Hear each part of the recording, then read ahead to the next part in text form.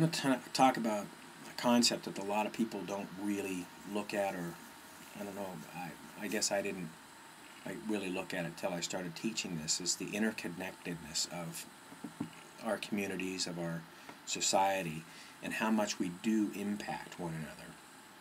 I was working in Vegas. I was at a trade show, and a friend of mine's wife, her son had died. He was my friend as well. He died of a real insidious bone cancer. It took over a year, and it was awful to watch and be around him when it was going on. We laughed together as often as I could with him. But his mom came to my booth just to sit because she was so distraught. She was so overwrought with sadness. And we sat and talked for quite some time, and she said, I can't get over Chance. And I said to her, I don't think there's any aspect of Chance you want to get over, is there?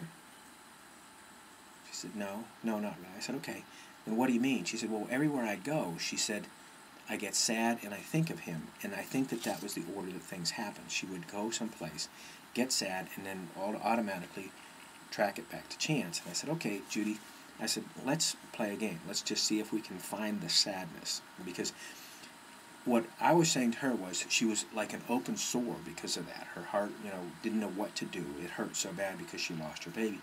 And she would walk into rooms, and she would feel the sadness within the room. Once she felt the sadness in the room, her mind, that little voice inside of her head, would say, oh, it's about your baby. Your baby's dead. That's what this is about. And she couldn't be in social situations. I said, look, it may not be yours. I'm not telling you don't grieve. Grieve fully, Judy. Let that stuff up and out of there, because it's awful to keep in there.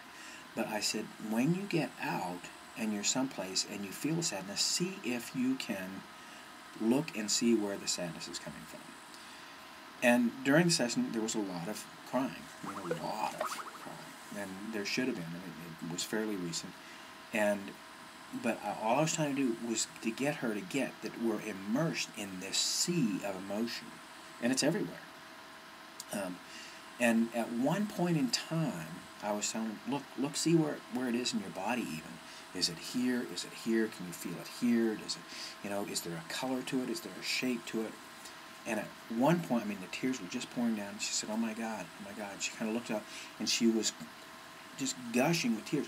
But her senses were out in wonder. You could see her just out in the world where it doesn't make any sense, which is where life exists, by the way. When your life doesn't make sense, then you're living your life. But she looked out, and you could see she tried to feel it. She said, it's like the sadness. She said, it's here. It's somewhere. And she could see where it was and wasn't at the same time. I'm sorry for that paradox.